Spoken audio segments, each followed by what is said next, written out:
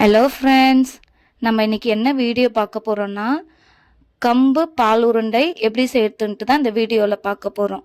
வாங்க எப்படி செய்யறதுன்ட்டு பார்க்கலாம். ஃபஸ்ட்டு ஒரு கப்பு போல் கம்பு எடுத்து வச்சுருக்கேன். இந்த கம்பை ஒரு பாத்திரத்தில் நம்ம மாற்றிக்கலாம். இப்போ பாருங்கள், இதை வாஷ் பண்ணி எடுத்துகிட்டு வந்துடலாம். இதில் ஒரு கப்பு கம்புக்கு 2 கப்பு போல் தண்ணி ஊற்றி மூடி வச்சு ஒரு 3 மணி நேரம் கழித்து அந்த தண்ணியை வடிச்சிட்டு ஒரு துணியில் நம்ம ஃபேன் காற்றுல ஒரு 10 நிமிஷம் போல் ஆற விட்டுருவோம். அதில் இருக்கிற ஈரப்பதம் கொஞ்சம் போல் போனால் போதும். இப்போ பாருங்கள், 10 நிமிஷம் ஆயிடுச்சு. இந்த கம்பை எல்லாத்தையும் எடுத்து ஒரு பிளேட்டில் மாற்றி வச்சுக்கலாம். வாங்க இப்போ கம்பை நம்ம சூடு பண்ண போகிறோம். ஃபஸ்ட்டு அடுப்பை பற்ற வச்சுட்டு ஒரு கடாயை வச்சு கடாய் இப்போ காஞ்சிடுச்சு. இந்த டைமில் நம்ம எடுத்து வச்சுருக்க கம்பை இதில் போட்டு நல்லா வறுத்துக்க போகிறோம். இப்போ பாருங்கள், இது போல் நல்லா வறுத்தெடுக்க போகிறோம். ரொம்ப நேரம் இல்லை, அதில் இருக்கிற ஈரப்பதம் போனால் போதும். அதுவரை வறுத்து எடுத்துக்க போகிறோம். இப்போ வறுத்தாச்சு, அந்த கம்பை எடுத்து ஃபேன் காற்றுல வச்சாச்சு. இப்போ அந்த டைமில் ஒரு பாத்திரத்தை வச்சுட்டு ஒரு கப்பு கம்புக்கு அரை கப்புலேருந்து 3/4 கப்பு போல் வெல்லம் எடுத்துக்கலாம். நான் அரை கப்பு போல் எடுத்துக்கிட்டேன். இந்த வெல்லத்தில் ஒரு கப்பு வெல்லத்துக்கு அரை கப்பு தண்ணி விட்டுக்கலாம். விட்டுட்டு இப்போ இதை நல்லா கொதிக்க விட வேண்டியதான். இதுக்கு பாகு பதம் இல்லை, நமக்கு வெல்லம் கரைஞ்சி வந்தால் போதும். இது போல் இப்போ இதை ஃபில்ட்ரு பண்ணி எடுத்து வச்சுக்கலாம். இப்போ பாருங்கள், வறுத்த கம்பு நல்லா ஆறிடுச்சு, ஈரப்பதம் எதுவுமே இல்லை. இதை ஒரு மிக்சி ஜாரில் மாற்றி 2 ஏலக்காய் போட்டு நம்ம அரைச்சி எடுத்துகிட்டு வந்துடுவோம். இது போல் பாருங்கள், இது போல் நல்லா நைஸாக அரைச்சி எடுத்துக்கோங்க. இது அப்படியே நம்ம செய்ய முடியாது. இப்போ இதை நல்லா சலிச்சு எடுத்துக்க வேண்டியது தான். இது போல் நல்லா சலிச்சு எடுத்துக்கோங்க. இருக்கிற எல்லா மாவையும் இது போல் நைஸாக இருக்கணும். இப்போ எல்லா மாவையும் சலிச்சு எடுத்தாச்சு. இந்த டைமில் ஒரு கப்பு போல் சுடு தண்ணி வச்சுக்க வேண்டியது தான். இப்போ இந்த வச்சுருக்க மாவை ஒரு கிண்ணத்தில் மாற்றிட்டு சிட்டிக்கு அளவு உப்பு சேர்த்துக்கலாம். அரை ஸ்பூன் நெய் சேர்த்துக்கலாம். சேர்த்துட்டு இதை நல்லா மிக்ஸ் பண்ணிக்கலாம். இப்போ நம்ம தண்ணி ஊற்றி பிசைஞ்சு எடுத்துக்க போகிறோம். சுட தண்ணி தான் ஊற்றணும். ஒரு கப்பு மாவுக்கு ஒரு கப்பு போல் வெந்நீர் எடுத்து வச்சுக்கோங்க. ஆனால் மொத்தமாக ஊற்றிடக்கூடாது. கொஞ்சம் கொஞ்சம் போல் நம்ம தண்ணி விட்டு பிசைஞ்சு எடுத்துக்கணும். இது போல் நல்லா பிசைஞ்சு எடுத்துக்கோங்க. ஒரு கப்பு தண்ணி கூட தேவைப்படாது, கொஞ்சம் போல் தான் தேவைப்படும். பாருங்கள், நல்லா பிசைஞ்சு எடுத்தாச்சு. இது போல் இருக்கணும். இதில் நம்ம ஒரு சின்னோண்டு பீஸ் எடுத்து இது போல் உருண்டை பண்ணிக்கலாம். இது போல் இருக்கிற எல்லா மாவுலையும் நம்ம உருண்டை பிடிச்சி வச்சுக்கலாம்.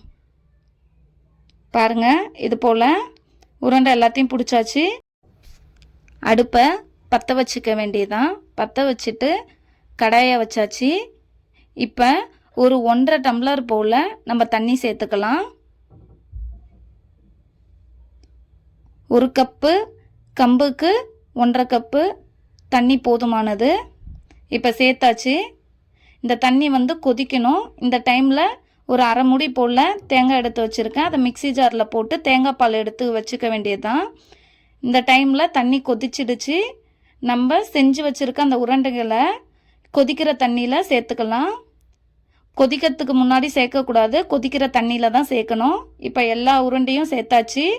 சேர்த்த உடனே கிளறக்கூடாது, கிளறுனா உடஞ்சிரும். நம்ம கம்பு மாவு அரைச்சோம்ல, அந்த மாவில் 2 ஸ்பூன் போல் எடுத்து இது மாதிரி தனியாக எடுத்து வச்சுக்க வேண்டியதுதான்.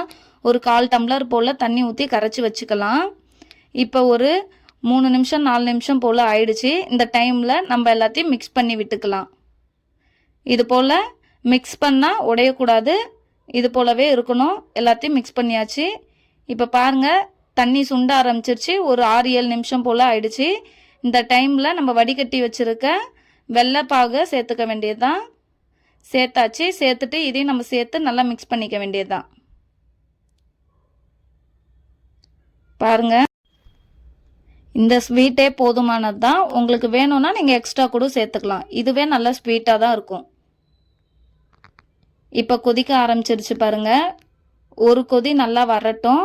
வந்த உடனே நம்ம தேங்காய் பாலை சேர்த்துக்க வேண்டியதுதான். இப்போ பாருங்கள் நல்லா கொதிக்க ஆரம்பிச்சிடுச்சு. இந்த டைமில் நம்ம அரைச்சி வச்சுருக்க தேங்காய் பாலை இது கூட சேர்த்துக்க வேண்டியதுதான். அடுப்பு சிம்மில் வச்சிட வேண்டியது தான். இந்த அளவு வந்து நம்ம கம்பு எடுத்த கப்பில் ஒரு 2 கப்பு போல் வரும் இந்த தேங்காய் பால். இப்போ தேங்காய் பால் சேர்த்தாச்சு. அடுப்பு சிம்மிலே இருக்கட்டும். இதை இப்போ நல்லா மிக்ஸ் பண்ணிக்கலாம். இப்போ இதை பார்க்க தண்ணியாக தான் இருக்கும். நேரம் ஆக ஆக தான் திக்காக ஆகும். இந்த டைமில் நம்ம அந்த கம்பு மாவு 2 ஸ்பூன் போட்டு கலந்து வச்சிருக்கிற அந்த மாவு தண்ணியை இது கூட நம்ம சேர்த்துக்கலாம். சேர்த்தா நல்லா திக்காக கிடைக்கும். பாருங்கள் சேர்த்தாச்சு. இப்போ இதை சேர்த்துட்டு நல்லா மிக்ஸ் பண்ணிக்க வேண்டியதுதான். மிக்ஸ் பண்ணிவிட்டு கொதிக்க விடுங்க. பாருங்கள் நல்லா கொதிக்குது. இப்போ பாருங்கள் நல்லா திக்காக ஆரம்பிச்சிடுச்சு. இப்போ அடுப்பு ஆஃப் பண்ணிட வேண்டியதுதான். ரொம்ப நேரம் கொதிக்கக்கூடாது. ஒரு 10 நிமிஷம் கொதிச்சா போதும். இப்போ பாருங்கள் நல்லா திக்காயிடுச்சு. இது கூட நம்ம துருவி வச்சுருக்க தேங்காவை ஆட் பண்ணிக்கலாம். வேணும்னா, வேணான்னா அப்படியே சாப்பிட்டுக்கலாம். நான் துருவி வச்சுருக்க தேங்காவை சேர்த்துக்கிறேன்.